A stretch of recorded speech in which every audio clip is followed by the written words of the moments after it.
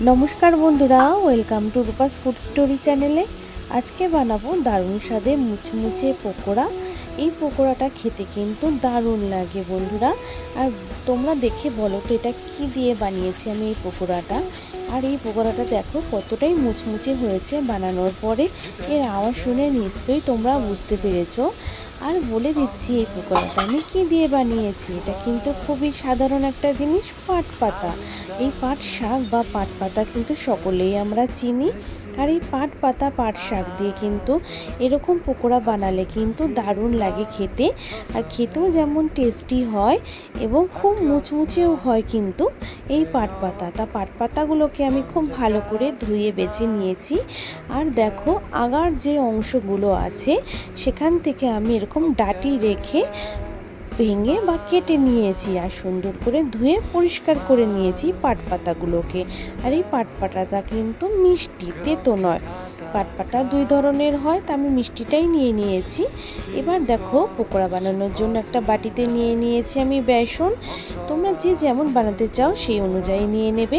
এখানে আমি দেখো বেসন নিয়ে নিয়েছি চালের গুঁড়ো, আর নিয়ে নিয়েছি লবণ, নিয়ে নিয়েছি এখানে হলুদ, নিয়ে নিয়েছি এখানে আমি লাল লঙ্কার গুঁড়োটা দিলে রঙটাও সুন্দর হবে, একটু ঝাল ঝাল হবে, খেতে দারুণ লাগবে।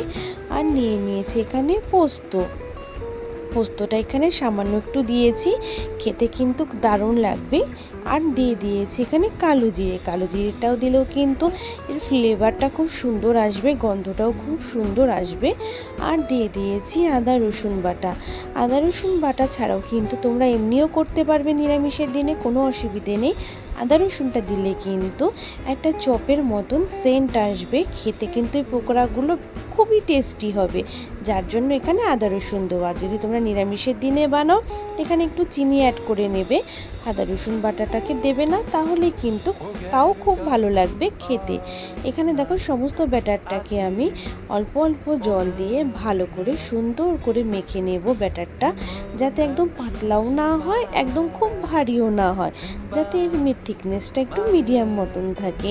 দেখো খুব সুন্দর করে অল্প অল্প জল দিয়ে কিন্তু আগে ভালো করে মেখে নিতে হবে। প্রথমেই কিন্তু একেবারে জল দিলে কিন্তু চলবে না, তো অল্প অল্প জল দিয়ে ভালো করে এইভাবে বেসনটাকে আর সমস্ত চালের গুঁড়ো যে মশলাগুলো আছে সমস্ত কিছুকে এরকম হাত দিয়ে এরকম হাতটাকে অনবরত রানিংয়ে ঘুরিয়ে ঘুরিয়ে ভালো করে বেসনটাকে আমাদের ফেটিয়ে নিতে হবে। আর দেখো ব্যাটারটা কেমন হয়েছে, একদম পাতলাও না আর খুব ভারীও না, এরকমই ব্যাটারটাকে কিন্তু রাখতে হবে। তারপরে দেখো এখানে আমি যে পাতার ডাঁটিগুলো নিয়েছি, এখানে ডাঁটিটা কিন্তু রাখতে হবে, আর তাহলে কিন্তু আমাদের পকোড়াটা বানাতে খুব সুবিধা হবে। এইভাবে ডাঁটিটাকে ধরে পাতাগুলোকে বেসনের গোলার মধ্যে চুবিয়ে নিতে হবে, আর সাইডের থেকে একটুখানি আমাদের যে ব্যাটারটা লেগে থাকবে সেটাকে একটু কমিয়ে নিতে হবে। দেখো সাইডে এরকম একটুখানি করে নিলেই ব্যাটারটা অনেকটা কমে যাবে। তারপরে দেখো এখানে একটা কড়াই বসিয়ে নিয়েছি, কড়াইতে আমি সাদা তেল গরম করতে বসিয়ে দিয়েছিলাম, তেলটা খুব সুন্দর করে গরম হয়ে গেছে। এবার আমি ডাঁটিগুলো ধরে ধরে পাতাগুলোকে তেলের মধ্যে এইভাবে একে একে ছেড়ে দেব। দেখো খুব সুন্দর করে আস্তে আস্তে তোমরা কিন্তু ছাড়বে, তবে খুব তাড়াহুড়ো করবে না, তবে তেল ছিটে আসলে কিন্তু ব্যথা পেতে পারো। এর জন্য আস্তে ধীরে ডাঁটিগুলো রাখলে এভাবে তেলের মধ্যে ছাড়তে কিন্তু খুব সহজ হবে।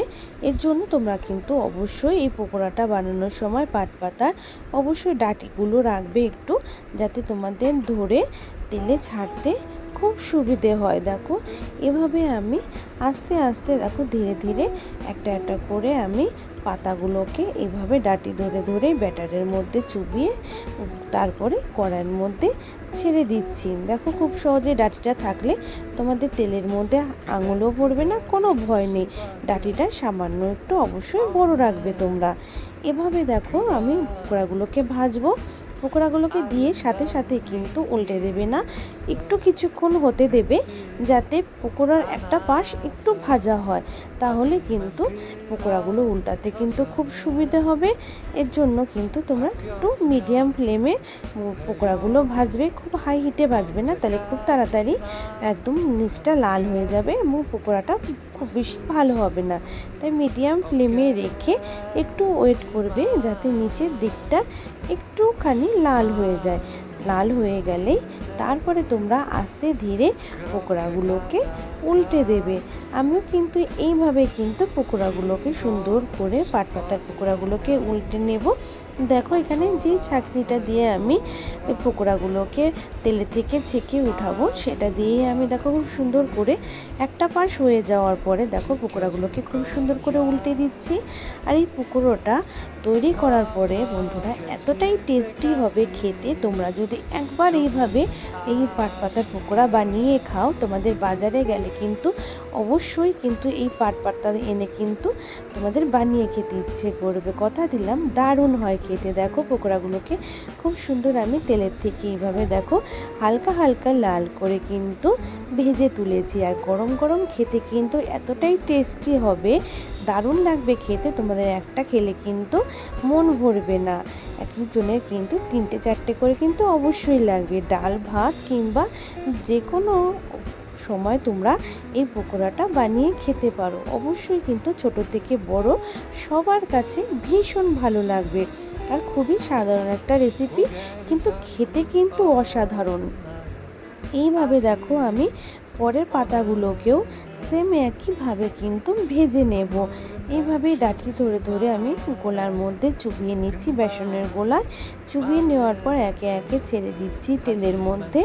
এইভাবেই তোমরা কিন্তু যখন বানাবে দেখবে পাতাগুলো যেন অন্তত আগার মধ্যে 3 থেকে 4টি পাতা অবশ্যই যেন থাকে, তাহলে কিন্তু পকোড়াটা একটু সাইজে বড় হবে দেখতে এবং খেতেও কিন্তু দারুণ লাগবে। তোমরা তো অনেক পকোড়াই বাড়িতে বানিয়ে খেয়েছো, তবে আমার এই কথা মতন একবার তোমরা পাতাকে বাড়িতে এনে এইভাবে পকোড়া বানিয়ে খেয়ে দেখো, অবশ্যই তোমাদের ভালো লাগবে। আর যদি ভালো লাগে অবশ্যই কিন্তু আমাকে কমেন্ট করে কিন্তু জানাবে। তোমাদের কমেন্টের আশায় কিন্তু আমি থাকবো। আর তোমরা যদি কমেন্ট করো তবে আমি খুব আনন্দিত হই। ভালো হোক বা মন্দ অবশ্যই তোমরা কমেন্ট করো, এতে আমি খুব খুশি হব। দেখো একইভাবে এই পকোড়াগুলোকেও কিন্তু আমি আস্তে ধীরে তেলের মধ্যে ছেড়ে দিয়েছি। আর তেলের মধ্যে ছেড়ে দেওয়ার পরে কিছুক্ষণের জন্য কিন্তু অপেক্ষা করতে হবে যাতে একইভাবে নিচের দিকটা লাল হয়ে যায়। আর নিচের দিকটা লাল হলে কিন্তু পকোড়াগুলো উল্টাতে কিন্তু খুব সহজ হয় আমাদের। দেখো নিচের দিকটা কিন্তু একটু রং ধরেছে। এবার আমরা আস্তে ধীরে পকোড়াগুলোকে এইভাবে কিন্তু উল্টে দিচ্ছি খুব সুন্দর করে। এইভাবে কিন্তু সমস্ত পকোড়াগুলোকে যে বাদবাকি আরও পাতাগুলো আছে আমার কাছে পাতা সবগুলোকে আমি একইভাবে কিন্তু ভেজে নেব এইভাবে। আর এইভাবেই দেখো আমি পকোড়াগুলো একটা সাইড উল্টে দিয়েছি, তোমরা দেখে বুঝতেই পারছো। আর খুবই সহজ একটা রেসিপি, কোনো একদম ঝামেলা নেই, খুব সহজেই বানানো যায়। আর যে কোনো দিন তোমরা বাড়িতে বানিয়ে ভাতের সাথে খেয়ে দেখবে। শুধু লবণ দিয়ে আর লঙ্কা দিয়ে ভাতটাকে মেখে নেবে আর এই পকোড়া দিয়ে ভাতগুলোকে খাবে, দেখবে অন্য কোনো তরকারি বা কোনো কিছু প্রয়োজন পড়বে না। এতটাই ভালো লাগে এই পকোড়াগুলো। আর এমনি এমনি খেলে কিন্তু তোমরা 4-5টা একবারে খেয়ে নেবে গরম গরম, এতটাই টেস্টি হয় এবং মুচমুচে হয় পকোড়াগুলো। এভাবেই তোমরা বেসন চালের গুঁড়ো দিয়ে বানাবে, দেখবে খেতে দারুণ লাগবে। দেখো এইভাবেই আমি পকোড়াগুলোকে সমস্ত পকোড়াগুলোকে একটু উল্টে পাল্টে নিয়ে লাল লাল করে ভেজে নেব।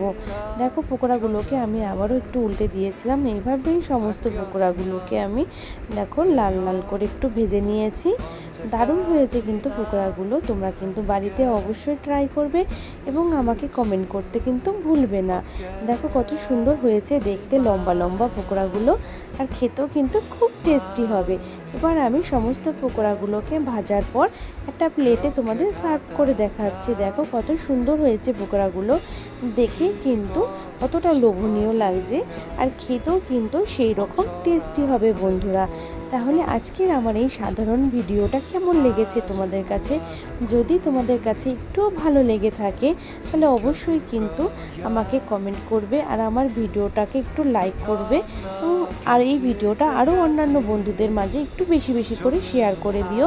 আর আমার চ্যানেলে যদি কোনো নতুন বন্ধু হয়ে থাকো অবশ্যই আমার চ্যানেলটাকে সাবস্ক্রাইব করে নিও, পাশে থাকা বেল আইকনটা প্রেস করে দিও, যাতে আমি যখনই কোনো নতুন ভিডিও আপলোড করব সেই ভিডিওর নোটিফিকেশন সবার আগে তোমাদের কাছে পৌঁছে যাবে।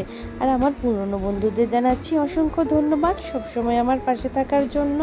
আজকের